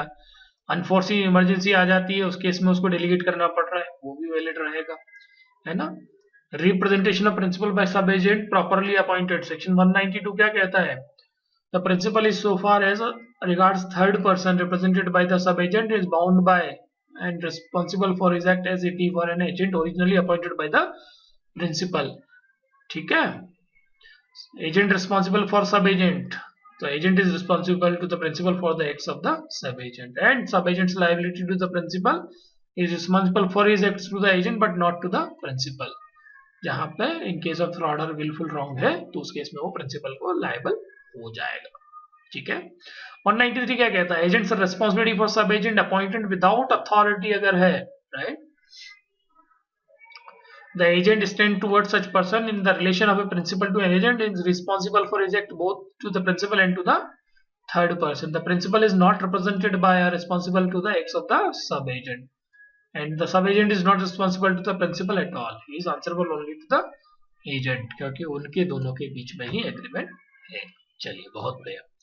सब्स्टिट्यूट एजेंट क्या होता है? तो यहाँ पे हम बात करते हैं person appointed by the agent to act for the principal in the business of agency with the knowledge and consent of the principal, उसको सब्स्टिट्यूट एजेंट कह सकते हैं. 194 क्या कहता है? Relation between principal and person duly appointed by agent to act in business of agency, right. तो यहाँ पे एक एग्जांपल कोट कर देते हैं इसका. A direct B his solicitor to sell his estate by auction and to employ an auctioneer for the purpose, right. B name C as an auctioneer to conduct the sale. C is not a sub agent but A's agent for the conduct of the sale. तो यहाँ पे ये example हो जाएगा. ठीक है, substitute agent कह सकते हैं. Agent's duty in naming such person, तो यहाँ पे जो है वो डिस्क्रिशन, अमाउंट ऑफ डिस्क्रिशन करेगा as a man of ordinary prudence. चलिए बहुत बढ़िया, आगे बढ़ते हैं। सब एजेंट और सब्सिडियरी एजेंट में क्या डिफरेंस है? सब agent does his work under the control and direction of agent, ये जो है प्रिंसिपल के साथ डायरेक्ट काम करता है। Agent not only appoint sub agent but also delegates to him a part of his own duty, यहाँ पे डेलीगेशन नहीं होता है। There is no privity of contract, यहाँ पे privity of contract is established. The sub agent is responsible to the agent alone not to the principal, यहाँ पे क्या है, ये ओरिजिनल एजेंट को जो अपॉइंट करता है उसको रिस्पॉन्सिबल नहीं रहता है बट टू द प्रिंसिपल। अच्छा, no right of action against the principal for remuneration, sub agent के पास है ना, यहाँ पे जो है प्रिंसिपल के ऊपर स्यू कर सकता है। सब एजेंट में भी इम्प्रॉपरली अपॉइंटेड, यहाँ पे can never be improperly appointed, क्योंकि ऑब्वियसली एग्रीमेंट के अंदर इंटर कर रहा है ना। एजेंट की ड्यूटी खत्म हो जाती है कब? Once he name the substitute agent, यहाँ पे ऐसा नहीं है, यहाँ पे उसकी कंटिन्यू रहेगी सब एजेंसी जब तक वो सब एजेंसी कंटिन्यू करता है। ठीक है। Duty and obligation of the agent क्या कहता है? Duty to execute mandate, conduct business in accordance with the directions given by the principal, duty of reasonable care and skill, duty to communicate with principal and avoid conflict of interest, not to make secret profit, remit sums and maintain accounts, not to delegate, ये सारी जो है इसकी duties है। चलिए बहुत बढ़िया, आगे बढ़ते हैं। राइट ऑफ एन एजेंट हम पढ़ लेते हैं क्विकली। क्या क्या राइट है एजेंट्स के? राइट टू रिम्यूनरेशन, पैसा तो चाहिए, agents lien on principal's property, right, अगर पैसा नहीं मिला तो लीन होगा। Right of indemnification for lawful acts, जो काम उसने प्रिंसिपल के भरोसे में किया था वो इंडिम्निफिकेशन होगा। Again acts done in good faith, right, so वहां पे भी इंडिम्निफिकेशन होगा उसका। And right of retain out of sums received on principal's account, 100 रुपए लिए तो उसमें से अपने 20 रुपए काट के वो 80 जो है वापस कर सकता है, यही ये कहना चाह रहा है। ठीक है। चलिए सेक्शन का क्या है? 217 है, कहाँ पे? ये 217 है। ठीक है। इसके बाद में 219 राइट ऑफ रिम्यूनरेशन। ठीक है, ध्यान रखिएगा। Lien on principal property 221। ठीक है। चलिए ओके, ये हम बात कर चुके हैं, ये हम बात कर चुके हैं। लायबिलिटी थर्ड पार्टी क्या है? Principal's liability for the act of the agent, section 226 में क्या कहता है कि भाई principal is liable for the acts of agent which are within the scope of his authority, है ना। Contract enter into through an agent and obligations arising from the act done by an agent may be enforced in the same manner and will have the same legal consequences, अगर principal ने directly inter किया होता तो। अच्छा, जहां पे agent जो है एक्सीड अथॉरिटी करता है तो उस केस में जो है इट्स नॉट बाइंडिंग, सेक्शन 227 कहता है। अच्छा, when excess of agent's authority is not separable, उस केस में अगर एजेंट जो है does more than what he is authorized to do and what he does beyond the scope of his authority cannot be separated, then principal is not bound to recognize the transaction itself। Example, A ने B को बोला कि भाई जाके 500 भेड़े लेके आ जाइए, B ने जो है 500 भेड़ खरीद लिए और 200 लैम खरीद लिए, कितने के लिए? 6 लाख रुपए के लिए। पता ही नहीं कि भेड़ कितने के और लैम कितने के हैं, तो इस केस में ए में रिप्यूडिएट द होल ट्रांजैक्शन। ठीक है, यहाँ पे बात कर रहा है। आगे चलेंगे। Presumption of the contract to contrary, यहाँ पे बात कर लिया इन्होंने। ठीक है। Right of parties to a contract made by agent not disclosed, है ना। If an agent makes a contract with a person who neither knows nor has reason to suspect that he is an agent, his principal may require the performance of the contract but the other contracting party has as against the principal the same right as he would have had as against the agent if the agent had been the principal। उसने agent को principal presume कर लिया, ये section 231 बात करता है। चलिए, तो ये सारे राइट्स की बात यहाँ पे की इन्होंने। नीचे एक हमारा रिवोकेशन ऑफ अथॉरिटी की बात करेंगे। टर्मिनेशन ऑफ एजेंसी में revocation, renunciation by agent, completion of the business, death of principal and expiry of the time, insolvency of the principal or agent becoming unsound mind, ये हमारे कुछ reason है for termination of the agency. Section 201 की बात कर ली हमने। ठीक है। इरिवोकेबल कहाँ पे है? when the agent is personally interested in the subject matter of agency becomes irrevocable, section 202 कहता है। ठीक है। 208 क्या कहता है इफेक्ट ऑफ टर्मिनेशन में, when termination agent's authority takes effect as to agent as to third person, the termination does not so far as regard the agent take effect before it becomes known to him, so far as regards to third person before it become known to them. क्या मतलब हुआ इसका? इसका मतलब है कि ए ने B को बोला कि भाई मेरे लिए आप सामान बेचिए, and agrees to give B को जो है 5% कमीशन देना, उसने जो भी प्राइस आप कमा के देंगे उस पर 5% कमीशन आपका। ए जो है लेटर रिवोक्स बीस अथॉरिटी। अच्छा, after the letter is sent but before he receives it, उसने गुड्स को बेच लिया 1,00,000 रुपए का, राइट, तो sale is binding on and B is entitled to 5,000 rupees. जब तक खबर पहुंची नहीं तब तक उसका जो कमीशन 5% था वो वैलिड रहेगा। ठीक है, चलिए, agent's duty on termination of agency by principal's death or insanity. तो यहाँ पे हम बात कर सकते हैं, मेरे agency is terminated by the principal dying और बिकमिंग अनसाउंड माइंड, तो वहां पे वो टर्मिनेट हो जाएगा। सब एजेंट की अथॉरिटी भी टर्मिनेशन हो सकती है 210 के थ्रू। कब? Subject to the rules here in content regarding the termination by agents authority of the authority of all sub agents appointed by him, right, sub agents की भी साथ में खत्म हो जाती है। चलिए दोस्तों, हमने आपका एक काफी बड़ा पोर्शन हमने कवर कर लिया है। What we have covered bailment, we have covered pledge, and we have covered the agency. Now we are moving towards to the next topic, which is your General Clauses Act 1897। बहुत ही छोटा सा, बहुत ही सुंदर सा topic है, इसके बारे में हम बात करेंगे। चलिए, क्या पढ़ना है हमको पढ़ना है preliminary section 1, general definition 3 to 4 है, general rules of construction 5 to 13, and power and functionaries 14 to 19, and provision is to orders, rules, etc. under the enactment 20 to 24 and miscellaneous section 25 से 30। so 1 से 30 तक जनरल क्लॉजेस एक्ट को हम पढ़ने वाले हैं। चलिए, अब बहुत ही जल्दी से देखेंगे इसको। अच्छा, इसमें क्या है basically, it contain the definition of some words and also some general principle of the interpretation, है ना। This act intend to provide general definition which shall be applicable to all central act and regulations where there is no definition. Those acts or regulation that emerges with the provision of the central act or regulation। ठीक है, तो इसीलिए इसका importance बहुत जरूरी हो जाता है। चलिए, यहाँ पे देखने वाली चीज है, general clauses act was enacted on 18 March 1897 to consolidate and extend the general clauses act 1868 and 1887। 97 में आया था। ऑब्जेक्ट क्या है, सेवरल, नेमली क्या है, shorten the language of the central act. बहुत सारा मसाला लिखने की जरूरत नहीं पड़ती, यहाँ से रेफर कर सकते हैं। As far as possible for uniformity of expression in central act, है ना। अच्छा, explicitly certain convenient rules for the construction and interpretation of the central act and to guard against the slips and oversight by importing into every act. बार बार लिखेंगे तो गड़बड़ होने के चांसेस बढ़ जाते हैं। चलिए, ठीक है, आगे बढ़ेंगे। इसको हम क्या कह सकते हैं, इसको हम कह सकते हैं लॉ ऑफ ऑल लॉज। ठीक है, अच्छा,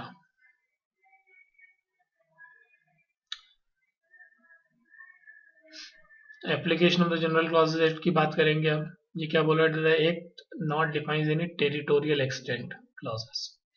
it's application is primarily with reference to all central regulation and also to the rules and regulation made under a central act. ठीक है, it is in a sense a part of every central act और regulation, है ना, ये सबकी आत्मा है basically. If a central act is extended to any territory, general clauses act would also deem to be applicable in that territory। तो ये साथ में फैलता चला जाएगा उसके साथ साथ। ठीक है, चलिए, ओके, हम आगे बढ़ते हैं। अभी देखेंगे क्या है, ये क्या है। This act also serves as a model for state general clauses act, है ना। It is the state general clauses act should confirm to the general clauses act 1897 for otherwise. अच्छा, रेगुलेशन क्या है, प्रीएम्बल की बात कर ली है। बहुत ज्यादा बेसिक हो जाएगा इसको, क्योंकि हमें क्विकली कवर करना है, तो हम बहुत ज्यादा डीप में नहीं जाएंगे इसको। बट प्रीएम्बल हमको पता है कि भाई every act has a preamble which expresses the scope, object and purpose of the act. ठीक है, और जब भी कहीं पे एम्बिग्यूटी होती है in understanding any provision of the act, preamble is accepted as an aid to construction of the act. नीचे हम बात करेंगे इसकी भी।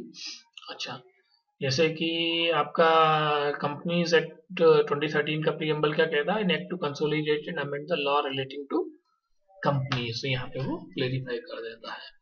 Preamble of the act, it is important to know the act. Act क्या है? Act is a bill passed by both the houses of the parliament and assented to by the president.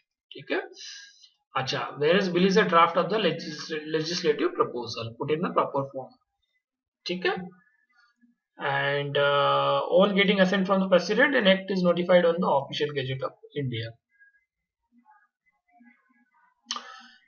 Definition, every act के अंदर जो section 2 जो होता है वो definition section होता है।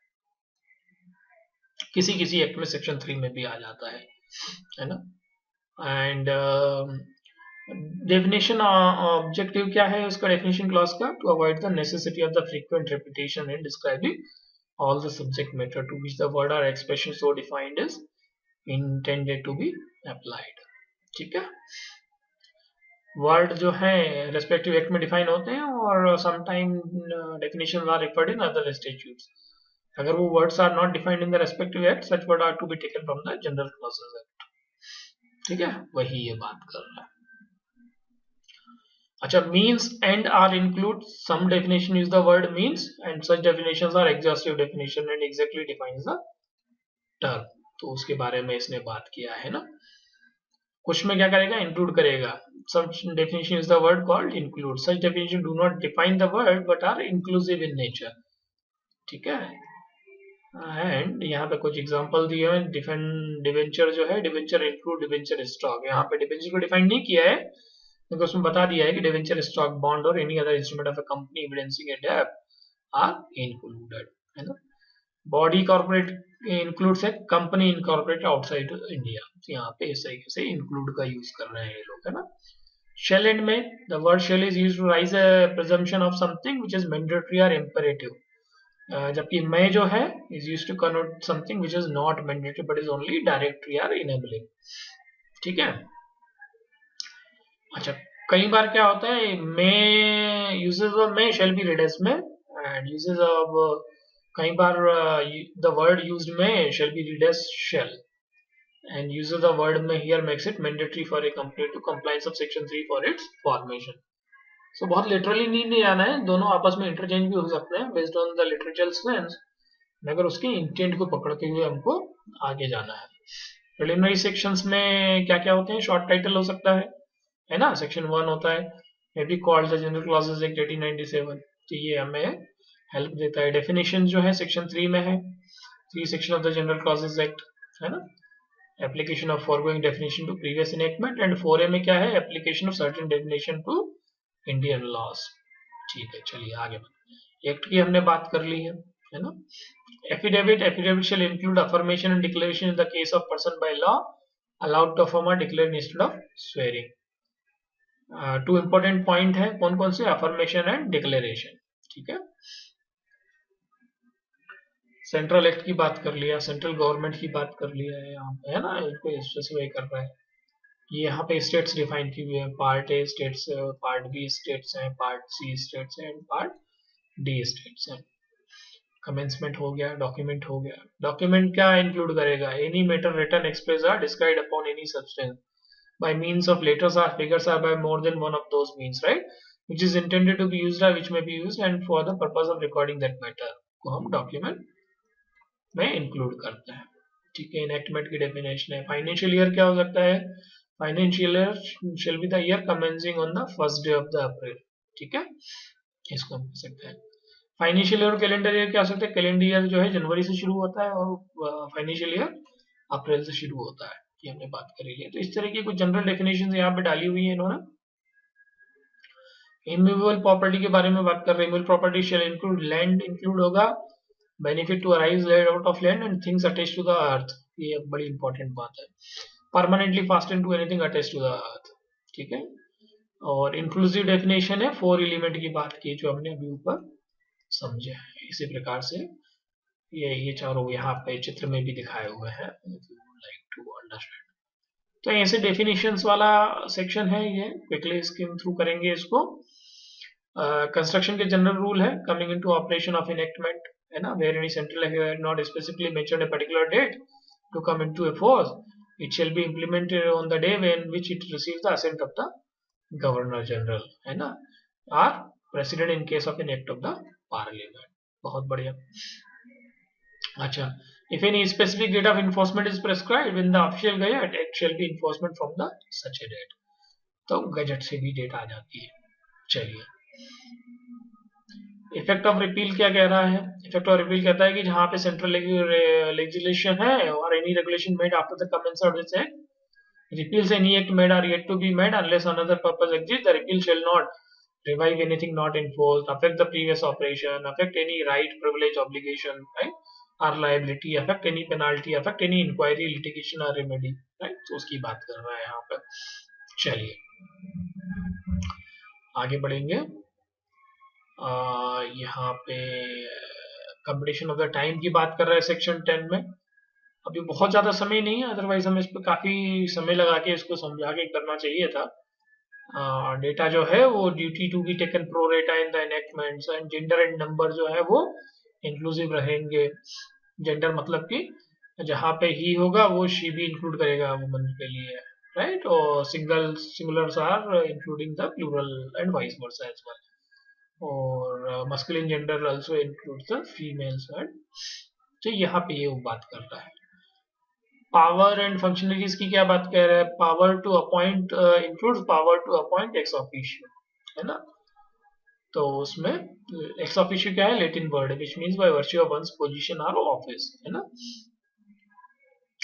Power to appoint, the appointing may be made by the appointing ex officio as well. अच्छा, power to appoint also includes the power to suspend and dismiss. ठीक है. सब्स्टिट्यूशन ऑफ द फंक्शनलिटीज की बात कर रहा है ना. तो यहाँ पे सक्सेसर्स के बारे में बात कर लिया, ऑफिशियल चीफ सबऑर्डिनेट्स के बारे में बात कर लिया है. चलिए, provision as to orders, rules etcetera made under enactment में क्या बात कर रहे हैं? Construction of the order issued under the enactment, section 20 की बात कर रहे हैं यहाँ पे, है ना. Where any legislation or regulation a power to issue any notification, order, scheme, rule, form or bylaw is conferred, then expression used in the notification, order, scheme, rule, form or bylaw shall, unless there is anything repugnant in the subject or context, have the same respective meaning as the act or regulation conferring the power. चलिए, यहाँ पे सारे segments की बात हो रही है. आगे चलते हैं. चलिए क्विकली नीचे हमें आना है. यहाँ पे रिकवरी ऑफ फाइन्स की बात कर रहा है ना. Section 63 to 70 of the Indian Penal Code and the provision of the Code of Criminal Procedure for the time being in force in relation to the issue and the execution of the warrants for the levy of fine shall apply to all fines imposed under any act. ठीक है. Regulation, rule or bylaws, unless the act, regulation, rule or bylaw contain an express provision to the contrary. ये section 25 बात करता है. अच्छा, service by post क्या बोलता है? Properly addressing, prepaying and posting by registered post जो है वो meaning of service by post है. चलिए, तो यहाँ पे ये मोटा मोटा जो है हमारा, हमने जनरल बात कर लिया है इसके बारे में. और अगर आप देखेंगे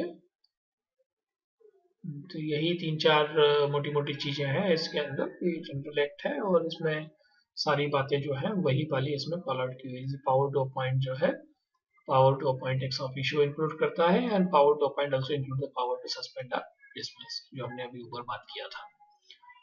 ठीक है.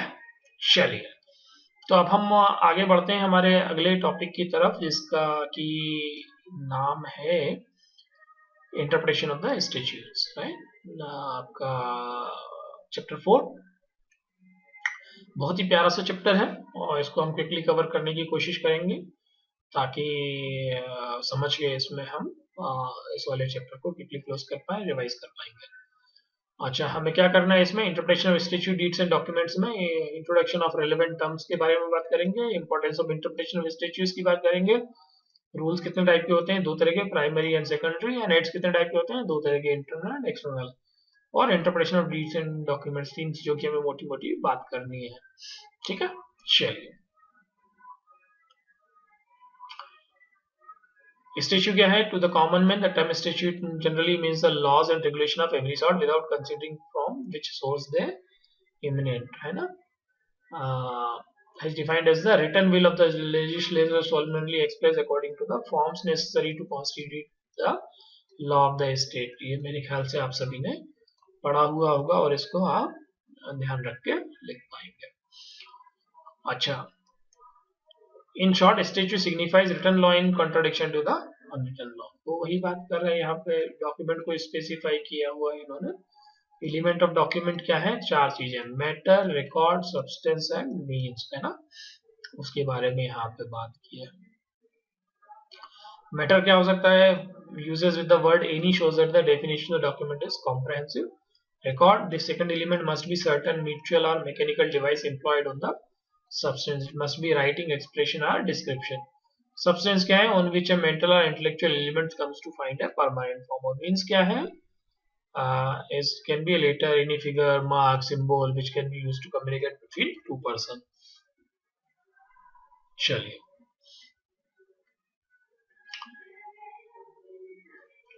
ये डीड के बारे में बात करें. डीड क्या है? Legal glossary define deed as an instrument in writing, है ना, purporting to effect some legal disposition. Deeds क्या है? Instruments. Through all instruments may not be deeds. In India, no distinction seems to be made between instrument and the deeds. चलिए, यहाँ पे general बात कर लिया है. क्लासिफिकेशन ऑफ द इंटरप्रिटेशन में हमारे चार हैं. कौन कौन से हैं? लीगल में दो हैं और डॉक्ट्राइनल में दो हैं. Authentic and usual and grammatical and logical. अच्छा, यहाँ पे हमें जो डॉक्ट्रिनाइल पढ़ना है उसके ऊपर आ जाते हैं. नीचे आएंगे, इंटरप्रिटेशन कंस्ट्रक्शन. ठीक है, कई बार गड़बड़ हो जाती है इंटरप्रिटेशन के टाइम पे, तो हमें इंटरप्रिटेशन की जरूरत पड़ती है जब भी कॉन्फ्लिक्ट होता है दो अलग अलग एक्ट्स के बीच में. उस केस में हम इसको यूटिलाइज कर सकते हैं. तो इंटरप्रिटेशन अगर की जरूरत पड़ जाती है तो उसको हम कैसे जाएंगे? हम एक्ट्स की मदद ले सकते हैं. स्टेच्यूटरी रिस्ट्रिक्टेड बाय, जो कि जनरल क्लॉजेस एक्ट में डिफाइन किए हुए होंगे, वहां से ले सकते हैं. Specific definition content in the individual act से उठा सकते हैं. नॉन स्ट्रक्चर के केस में कॉमन लॉ रूल्स के इंटरप्रिटेशन क्या है और केस लॉ के इंटरप्रिटेशन क्या है, उनको लेके हम इसमें इंटरप्रिटेशन में जा सकते हैं. अच्छा, यहाँ पे प्राइमरी रूल में जो है ये 6 रूल्स हैं. कितने? 6. Primary rule of literal construction, reasonable construction, harmonious construction, beneficial construction, exceptional construction and ejusdem generis. Secondary rule में 3 है. कौन कौन? 2 है, sorry. Effect of uses and associated word to be understood in the common sense manner. Literal construction क्या कहता है कि plane literal meaning में इसको आप कंस्ट्रक्ट कीजिए और उसके बेसिस पे इसको डिमॉन्स्ट्रेट करके देखिए, है ना. रूल ऑफ लिटरल कंस्ट्रक्शन में it is a cardinal rule of the construction that word, sentence and phrases of a statute should be read in their ordinary natural and grammatical meaning. ठीक है, और उसको समझ के उसका इंटरप्रिटेशन निकालने की कोशिश कीजिए. ठीक है, वहां पे अगर वो नहीं हो पा रहा है तो क्या करेंगे? लिटरल कंस्ट्रक्शन के केस में natural, grammatical meaning, explanation, exact meaning leading to loose meaning and technical word in technical sense. इस तरीके से हेडिंग्स में हम इसको समझ सकते हैं डिफरेंट मेथड्स को एडॉप्ट करते हुए. अच्छा, रूल ऑफ रीजनेबल कंस्ट्रक्शन क्या कहता है? मस्ट बी एट्रेस मैगिस वलेट क्वाम पेरेट, राइट. ये जो है कि word of statutes must be construed so as to lead to the sensible meaning. बहुत ज्यादा अगर वो उसका पढ़ने से मीनिंग समझ में नहीं आ रहा है तो उसको एप्रोप्रिएटली कंस्ट्रक्ट कर सकते हैं. ठीक है, effective and operative on the principle of Magis-Valiath, right? जब भी दो मीनिंग आते हैं तो one which makes the statute is absolutely vague and meaningless and other giving a proper sense, तो हमें उस केस में सेकंड वाले को फॉलो करना है. अच्छा, हार्मोनियस कंस्ट्रक्शन क्या कहता है कि जब भी दो सेक्शंस जो हैं आपस में कॉन्फ्लिक्ट में है तो उसमें उनके बीच में दोस्ती करवा के एक कॉमन हार्मोनियस कंस्ट्रक्शन करेंगे और उसके बीच में हार्मोनाइज करके उसको हम क्लैरिफाई करके इंप्लीमेंट करेंगे. ये हमारा थर्ड इंटरप्रिटेशन था. बेनिफिशियल कंस्ट्रक्शन क्या कहता है? Where the language used is capable of more than one interpretation, है ना. तो हमें 3-4 चीजें देखनी पड़ेंगी. कि लॉ, ये एक्ट बनने के पहले लॉ क्या था, है ना, और क्या इशू था जिसको ठीक करने के लिए ये लॉ बनाया गया था, what is the remedy that act has provided and what is the reason for that remedy. In 4 grounds के ऊपर बैठ के हम जो है इसको बेनिफिशियल कंस्ट्रक्शन, इसको हेड ऑन के रूल से भी रूल के नाम से भी जानते हैं। तो ये 4 चीजें आप ध्यान रखेंगे, इसके बेसिस पे हम बिल्ड करेंगे, ठीक है। चलिए, एक्सेप्शनल कंस्ट्रक्शन क्या है? It also stand for construction of word and, or, may, shall and must, right. This rule has several aspect, जैसे कॉमन सेंस रूल में इंप्लीमेंट कर लिया है इसको, कंजंक्शन एंड डिस्जंक्टिव वर्ड में यूज कर लिया, और को एंड रीड कर लिया एंड एंड को और रीड कर लिया, right, based on the may, must and shall को मैंडेटरी एंड डायरेक्ट के बेसिस पे यूज कर लिया, जो हमने बात किया था। मे को हम शेल भी पढ़ सकते हैं और शेल को हम मे भी पढ़ सकते हैं, जो हमने ऊपर बात किया था, है ना। यहाँ पे वही बात है, may is often read as a shall or must, जब जरूरत लगती है कॉन्टेक्स्ट में, और शेल को जो है एज ए मे भी यूज कर सकते हैं। वहीं पे ये बात करने की कोशिश इसने किया है। अच्छा, रूल ऑफ विजडम जनरलिस्ट क्या कह रहा है? सेम काइंड आर स्पीशीज, ये उसकी बात कर रहा है ना। जैसे act permits keeping of dog, cat, cow, buffaloes and other animals. The expression other animal does not include your lions and tigers but your domestic kind of the animals, right. ये उनकी बात कर रहा है। अदर एनिमल में ऐसा नहीं कि हमने शेर पाल लिए, ठीक है। अच्छा, रूल्स अप्लाइज व्हेन, ये वाला टेबल अगर देखेंगे तो बहुत जल्दी क्लेरिफाई होगा आपको। Statute contain an enumeration of specific word, the subject of enumeration constitute a class or category and the class or category is not exhausted by the enumeration. In that case, the general term follows the enumeration and there is no indication of a different legislative intent. तो wisdom generis हम यहाँ पे apply कर सकते हैं। Secondary rule of interpretation क्या है? Effect of uses है ना। तो दो लेटिन मैक्सिम्स जो है, ऑप्टिमा लेगम इंटरप्रेटस कॉन्स्टिट्यूटेड, custom is the best interpreter of the law, को हमें फोकस करना होता है कि कस्टम क्या है हमारा, right. And second is contemporary एक्सपोजिटो एस्ट ऑप्टिमा एट फॉरटेस्टने इन लेजे। तो that is the best way to interpret the documents, to read it as it would have been read and when made, right. जब लिखा गया था उस वाले कॉन्टेक्स्ट में आप इसको पढ़ने की कोशिश कीजिए। जो हमने ऊपर भी बात किया था, जो 4 चीजें हमने बात की थी अभी, इफ यू रिकलेक्टेड, यहाँ पे हमने जो ये वाली 4 चीजों की बात की थी, ये वही बोल रहा है कि उस टाइम पे जब इसको बनाया था बेनिफिशियल कंस्ट्रक्शन के टाइम पे, तो वही चीज इस वाले रूल में भी निकल के आ रही है, उसी को कॉम्प्लीमेंट करता है, ठीक है। अच्छा, एसोसिएटेड वर्ड जो है to be understood in a common sense manner, है ना। इसको नॉसिटी और एसोलिसिस भी कहते हैं। It is known by the association. That means the meaning of a word is to be judged by the company it keeps. तो उससे निकल के जो आएगा, उसके हिसाब से इसको समझेंगे। जैसे कि example, the term entertainment would have a different meaning when used in the expression houses for public refreshment, resort and entertainment, then it is generally understood in terms of theatrical, musical और similar performance के case में entertainment को। तो एक ही चीज के 2 meaning हो सकते हैं, उस केस में वो जनरल कंपनी जहाँ पे जिस सेंटेंस में फॉर्म किस कॉन्टेक्स्ट में यूज हो रहा है उसको देख के हमें इसका इंटरप्रिटेशन निकालना पड़ेगा। एड्स की बात करेंगे। इंटरनल एड्स क्या है फॉर इंटरप्रिटेशन कंस्ट्रक्शन? काफी सारे ऑप्शंस दिए हुए होते हैं, जैसे हर एक एक्ट में एक लॉन्ग टाइटल होता है ना, उसका एक प्रीएम्बल होता है, हेडिंग होती है, मार्जिनल नोट्स होते हैं, डेफिनेशन सेक्शंस होते हैं, इलस्ट्रेशन दिए होते हैं, प्रोविजियो दिए होते हैं, एक्सप्लेनेशन दिया होता है, शेड्यूल्स होते हैं, read the statute as a whole. ये सारे जो है internal aids to construction of the interpretation of the law है, ठीक है। अच्छा, यहाँ पे अब आगे बढ़ेंगे हम लोग इसको। और प्रोविजियो एक्सेप्शन सेविंग क्लॉजेस में क्या डिफरेंस है? Exception is intended to restrain the enacting clause to particular cases. Proviso is used to remove special cases from general enactment, and saving clause is used to preserve from destruction of certain rights, remedies or privileges already existing. ठीक है, ये differences आप ध्यान रखिएगा। Last में मैं passing report किसको देते हुए आगे बढ़ रहा हूँ, ठीक है। यहाँ पे हम खत्म करते हैं। अच्छा, एक्सटर्नल एड्स की बात करेंगे। एक्सटर्नल एड्स कौन कौन से हमारे? हिस्टोरिकल सेटिंग क्या थी, कंसोलिडेटिंग स्टेचूट प्रीवियस लॉ क्या था, यूजेस कैसा होता है उसका, earlier and later act, analogous act क्या है, डिक्शनरी डेफिनेशंस क्या है, and use of foreign decisions. Foreign decision means कि जब हमारे यहाँ के केस लॉज वगैरह एडजस्ट हो जाएंगे उस केस में हम जो है फॉरेन कंट्री जहाँ पे सिमिलर एक्ट इम्प्लीमेंटेशन में वहाँ के केस लॉज को भी इंटरप्रेट करके या जजमेंट को इंटरप्रेट करके हम डिसीजन ले सकते हैं।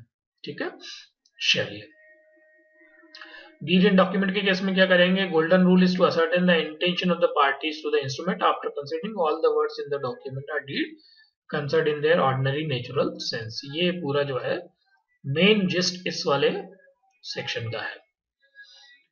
चलिए तो भाई साहब यहाँ पे आके हमारा जो है ये वाला सेगमेंट भी खत्म हो जाता है।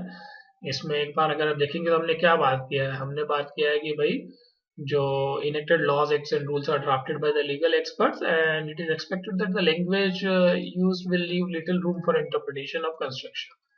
तो उस केस में क्या होता है, क्योंकि टेक्निकल लैंग्वेज है तो कई बार ऐसे एम्बिगुअस वर्ड्स या एक्सप्रेशन आ जाते हैं और उसकी इनकंसिस्टेंसी को रिजॉल्व करने के लिए हमारे पास कई सारे इंटरप्रिटेशन आ जाते हैं। तो court has to choose that interpretation which represent the true intention of the legislature, right? The best interpretation of statute is possible by adoption of the various guiding rules जो हमने अभी ऊपर बात किया है, और एड्स जो कि इंटरनली एक्सटर्नल हो सकते हैं और उसके बेस में court are the best interpreters, है ना। They strongly lean against a construction which reduce the statute to a futility। A statute or any enacting provision there must be so construed as to make it effective and operative on the principle expressed in the maximum at res magis velet quam paret, right? That's what we discussed। So उम्मीद करते हैं दोस्तों कि आपको ये जो topic है वो पसंद आया होगा एंड ये एक छोटा सा अटेम्प्ट था हमारा आपको जो है एक क्विक रिवीजन करवाने का। आई नो कि बहुत ही स्कीम थ्रू हुआ है, इसमें बहुत ज़्यादा डिटेल में हम कवर नहीं कर पाए, मगर given the time limitation, given the last minute, we just wanted to give you the passing remark कि ये जो है लास्ट मिनट पे आपको एक रिवाइव हो जाए एंड देन जो भी मोटा मोटा आप इसका इम्पैक्ट में आप यूटिलाइजेशन कर पाएंगे। ठीक है, चलिए प्लीज लाइक अगर आपको ये वीडियो पसंद आया हो, दो it's a very fast track crisp skimming of the entire module, but please do share, someone can get benefited out of this, and if this last minute revision might help you to cover up few of the aspect, even if 1 mark is increased with the help of this 1.5 hour, then we will feel happy about it. So thank you very much, and please do subscribe to our channel. Thanks a lot.